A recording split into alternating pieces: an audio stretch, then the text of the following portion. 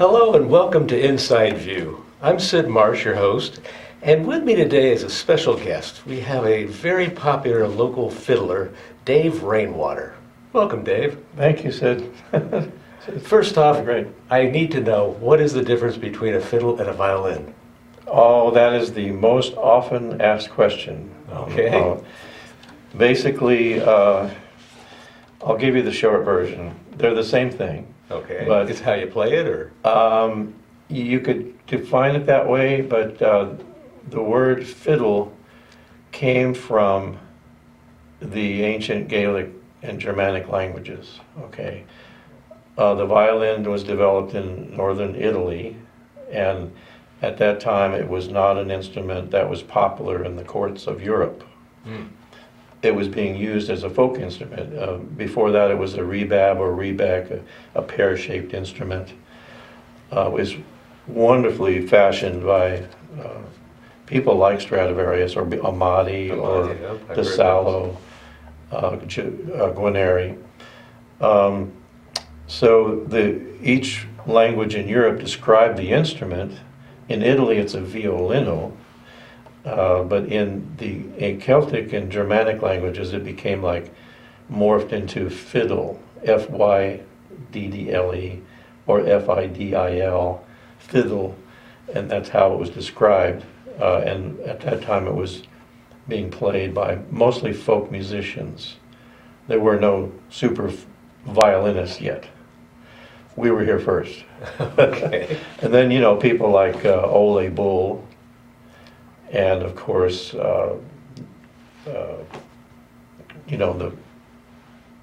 the famous violinist. Well, there's Isaac Stern. And, Well, those guys came later. Oh, But, okay. And then there was Nero. well, and again, that's a myth. Okay. Nero did play. Nero played a cithara, Uh-huh. which was an ancient version of a Greek lyre. And there really was a Rome burning, and he was playing the fall of Troy on top of the housetops. But he never played a fiddle. But that was the myth. And it was, again, continued by Shakespeare in one of his writings. So that's where the word fiddle, but even in modern times, a lot of violinists were insulted if you called them a fiddler. Well, is there a difference between a fiddler and a violinist? I mean, Violinists play highly intricate pieces by the classical composers and in the orchestras, and they play by ear. They can play usually the first, second, third, fourth, fifth, seventh positions. Okay. Fiddlers just mostly play one position, 2, 3, 4, maybe 5 sometimes, usually. And fiddlers were playing for dances. They were the popular people on the frontier who would play rhythmical stuff with banjo players and Well, it's easy to tote it. so yeah, Fiddle if around. you play,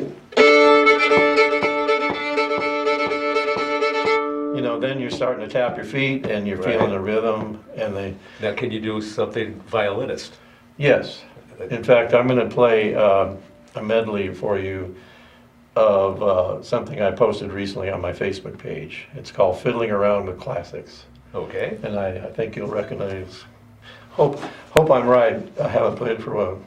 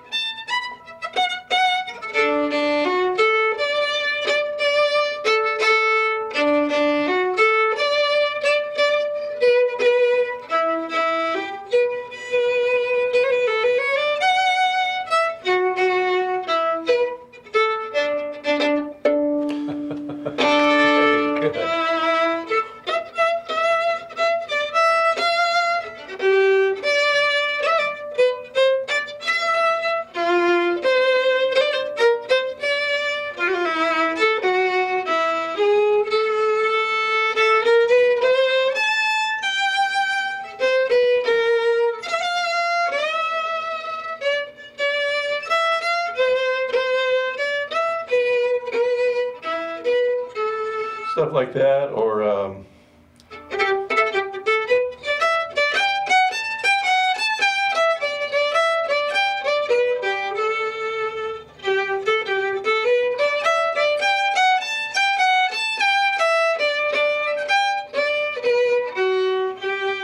I'm a little rusty, I have to admit. I've been playing, but I usually play those wherever I go. What amazes me, the fiddle doesn't have any frets, so you really have to know where your fingers are. It's a connection, yeah, if you can't hear the note,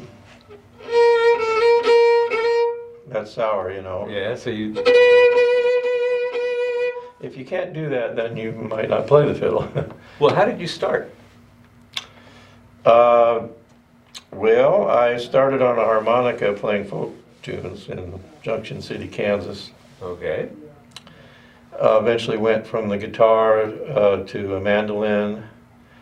And when I was 24, I found out I could play a violin. And I did practice a lot back then. So you were kind of self-taught, or did you take instructions? Self-taught, yeah. Well, I did take a few lessons from champion fiddle players who won contests, national contests. Uh-huh. And that helped a lot, so. That's how I started, and I did what you call eat, sleep, and drink fiddle music.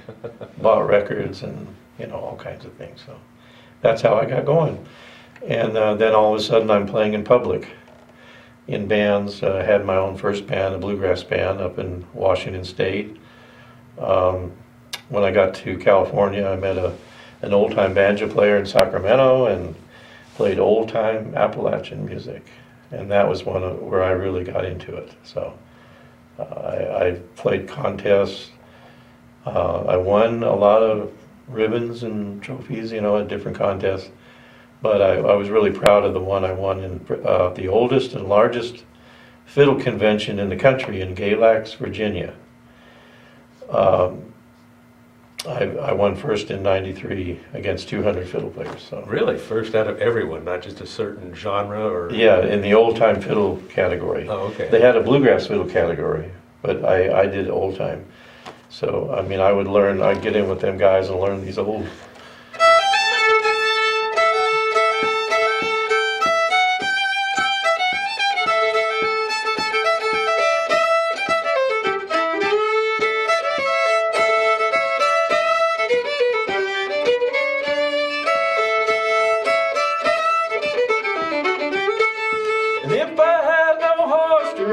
I'd be found walking up and down the mountainside looking for my darling. If I were a bluebird hanging in a tree, every time a pretty gal passed, take a little bite of me.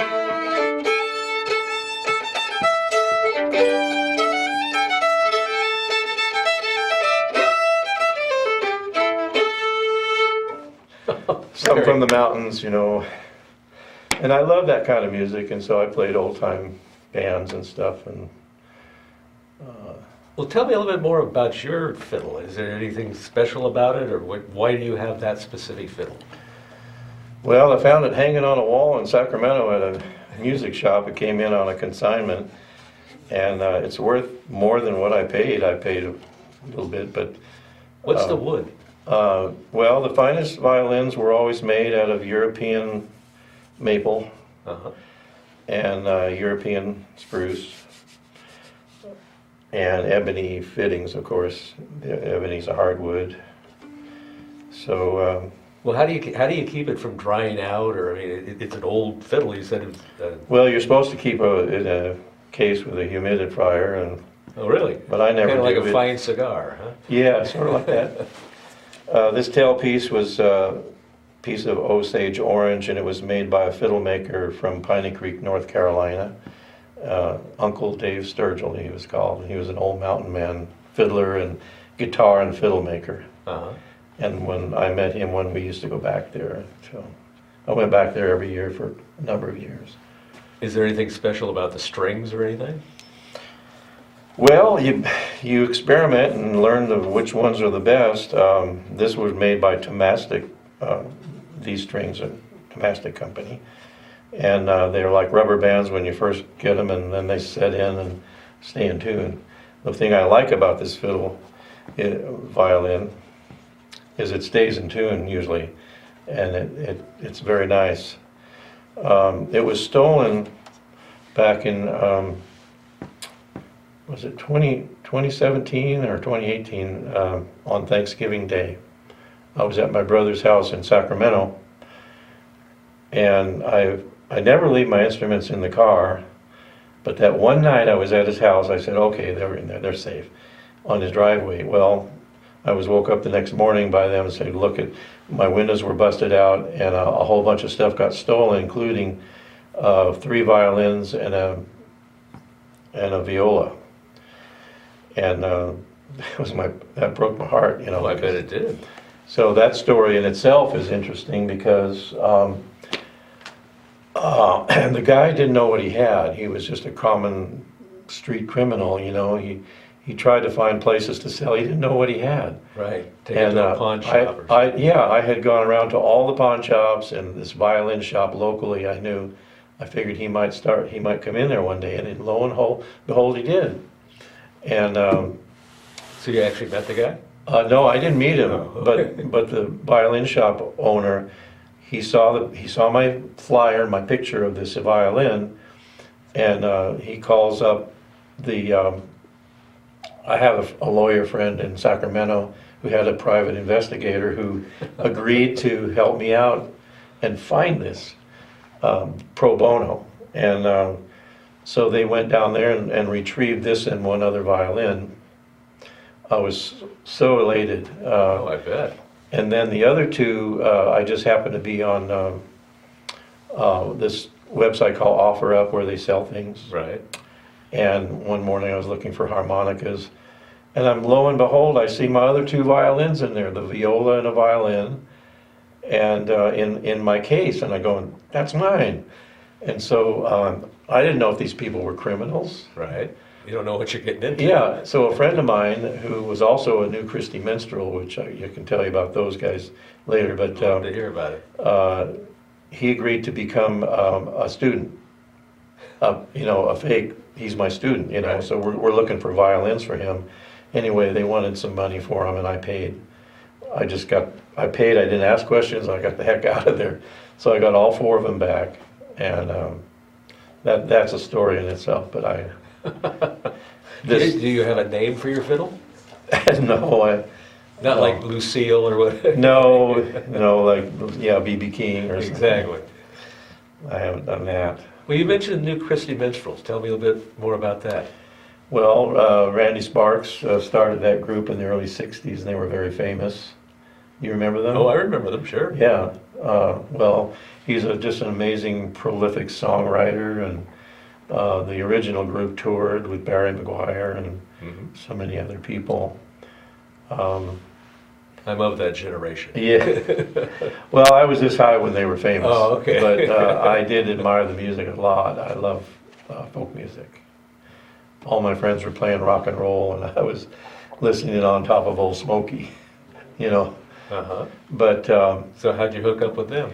well, Randy had a bar here in McCollumney Hill. Uh-huh. A lot of folks know him locally, and he also has a ranch in Jenny Lind. And he was restarting the group in '97, and he was looking for members. Him and another member came to my house, and you know, I was living in Mountain Ranch at the time. And then the next thing I know, I'm off playing with him and rehearsing, and we went off to Washington, D.C., and the next thing I know, we're playing for the opening of the Burl Ives Museum at the national headquarters of the Masons. Wow. And so it was quite an honor. Sure. And I toured with him for 20 years off and on. So. And now you're working with some of the local bands here, like Black Irish, I understand? Yes, I lived in Jamestown for 18 years and played with them for over 8 or 9 years, fairly quick, fairly a lot, but Now, do you have any gigs coming up, or? This weekend. This weekend. What's happening this weekend? We are playing the Celtic Fair in the fairgrounds here at Angels Camp. And Patrick is also a wonderful songwriter. We play Scots, Irish music, and American folk music. But what is your favorite genre? With your favorite type of fiddle music or violin music that you just love to play? Bluegrass and Appalachian. Yeah. Yeah, but I do play Celtic music.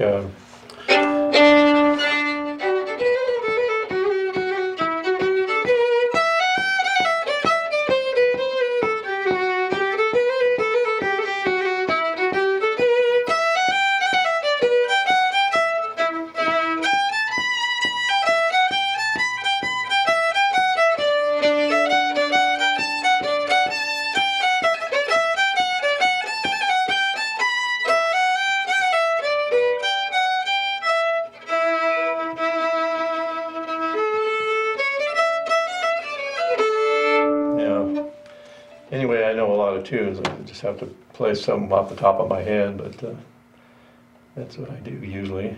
What do you find the hardest to play? Well, classical music is hard. Yeah. So because you didn't have classical training, is right, yeah. I like a lot of music. I like anything violin or fiddle. So I have quite a collection of recordings with jazz, violin. Now you mentioned a viola was stolen. Do you play the? I play the viola occasionally in some of my shows. Mm-hmm. But the fiddle is the thing that gets you up in the morning. I went hog nuts over the fiddle. I love it. Yeah. So I do play a mandolin quite frequently also. That's a whole different style, isn't it? Yeah. Mandolins are tuned the same as violins. Uh-huh. The ones that we have, they have frets and you use a pick or a plectrum to play. But a lot of times I'll learn a tune on the mandolin and then transfer it to the fiddle. So I play a number of folk instruments. In fact, I've played quite a few of here in Calaveras, the grade schools. Uh-huh. Quite a few of them where I did my show. It's called Musical Treasures, from the Gold Rush era.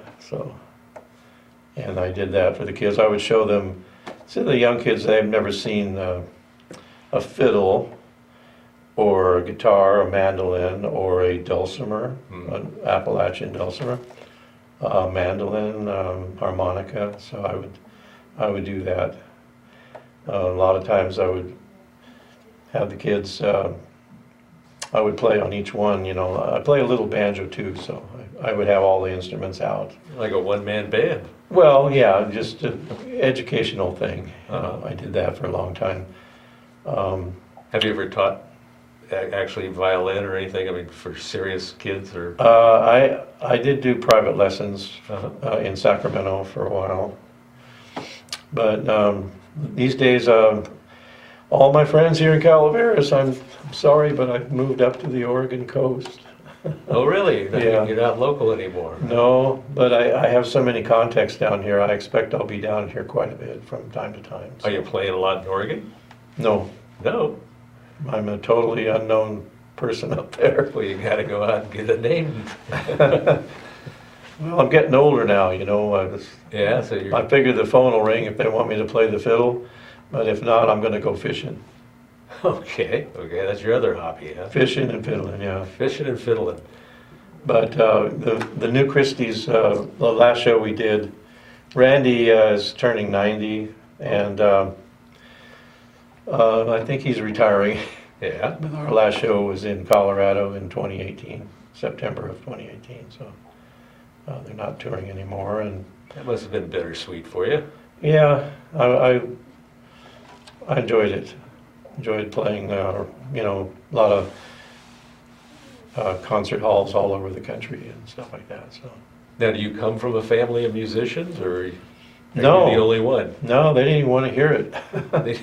I started on harmonica in Kansas, like I said. And Yeah. I'd go out up on a bluff and play, I wouldn't play in the house. I don't know. That's just the way it was. Huh. I guess my folks always wanted me to get a job. Well, did they ever get to see you when you were, at the height of your career? and all Yeah, that? they did come to a bluegrass festival one time, so. Yeah, so they were proud of you? Yeah, they saw. One time my dad came and watched me with the new Christie Minstrels Oh, okay. in Fair Oaks. So, I'm sure that made him proud. yeah. So, Let's hear another piece here. well, what do you like? Fast or draped over the saddle? How about Draped Over the Saddle? And then give me something fast.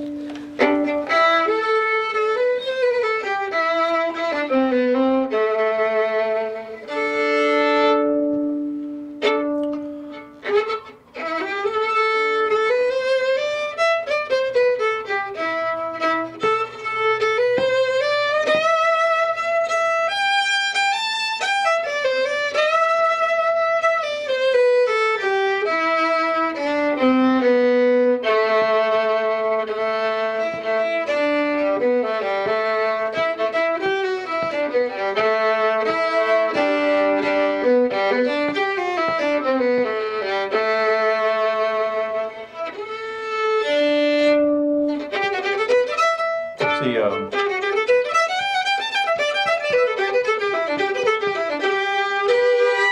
I just feel so rusty. I have this, the whole year has just put me on a shelf. I don't know why. I always did, people would ask for Orange Blossom Special or, That's always a you good know, one, yeah. or Devil Went Down to Georgia by Two classics. Charlie Daniels. I can try as a.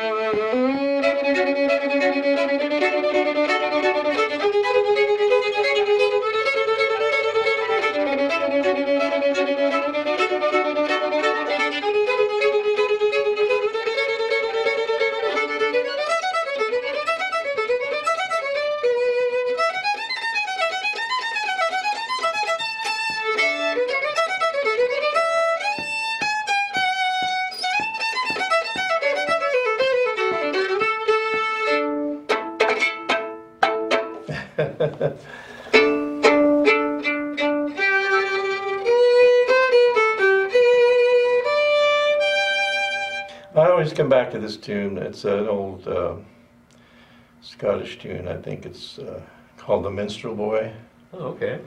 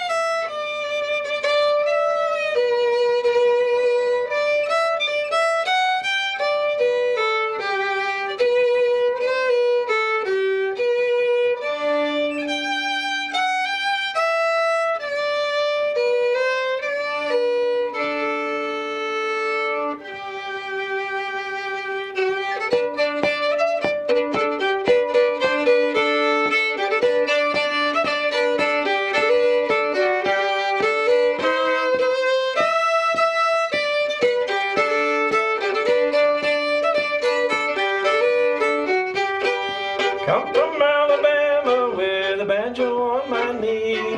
Going to Louisiana, my true love for to see. Rained all night the day I left, the weather it was dry. Sun so hot I froze to death. Susanna, don't you cry. Oh, Susanna, don't you cry for me. Come from Alabama with a banjo on my, and roll back the carpets, Ma, we're gonna have us a little old time dance.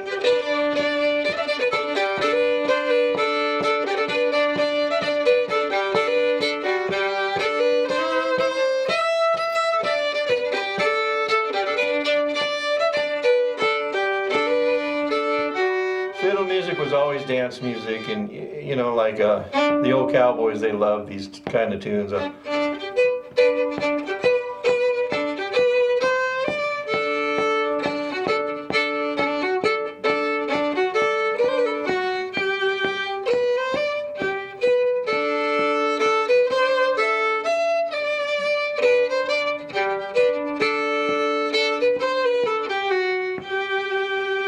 And you know.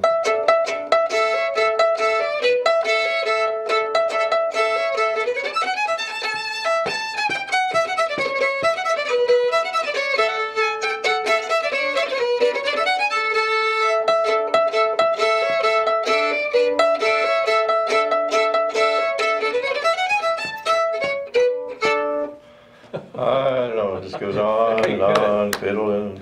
Now, you're playing everybody else's music. Have you written anything for yourself? I have, but I don't remember any of them. You didn't write it down, right? I can make something That's right. up. You don't read music. You just Yeah. yeah. Like this morning, I was playing on my mandolin. Let's see what it.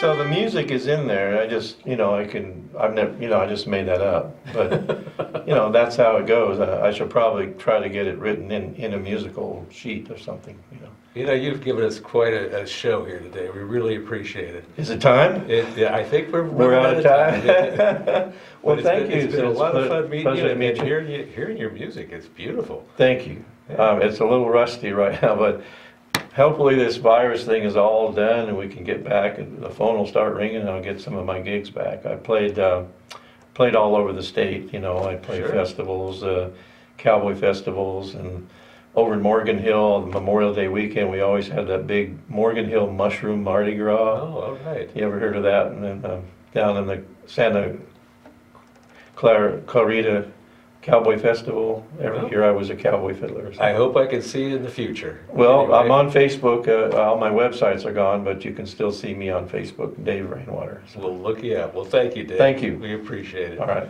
I'm Sid Marsh. This has been Inside View, and we'll see you next time.